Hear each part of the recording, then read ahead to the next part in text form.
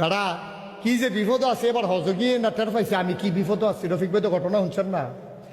আমি আবার হজ গেছিলাম, হজ গেছি পরে দা আমি আমার মতো করে রাস্তাঘাট আনি। আমি তো মনে করছি আমার এই সিনে গাড়া বাংলাদেশে না হাঁটতাম পারি না, মানুষের চিন্না লাগ ওই কিতা যে কইসলাম বিলে কবে হেডা দিয়া ডাক দেয় আমার।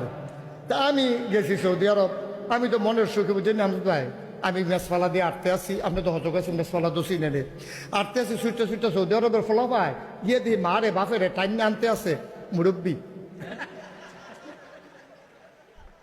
আমি কিছু বেড়া তোরার জ্বালায় বাংলাদেশে তো সৌদি আরব আইয়া পড়লাম, তোরা ফিট ছাড়চ্ছা তোরা ছুটতে ছুটতে সৌদি আরবের বলা হয় মুরব্বী মুরব্বী।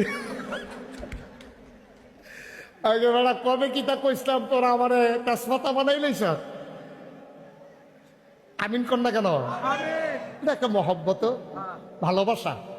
আমি চিন্তা করছি আমি তো সারা জীবন থাকতাম না, আমি তো একদিন মরে গিয়া এই যে মরে গিয়া আমার যে মানুষ এত মহব্বত করলো সৌদি আরবের ছুটা ছুটা বেড়াই আব্বা আমাদের ডাক দিয়া দেখায়। আমার তো কিছু দায়িত্ব সমাজদাতা আছে, কিতা করতাম মাঝে মাঝে খুব পেরেশানি করি। চিন্তা করলাম দাদাই যখন আমার ফিরালি দেয় দাদারে কইলাম দাদা আমার এটা দিয়েন না, আমার বড় ভাই আছে, আমার চাচারা আছে।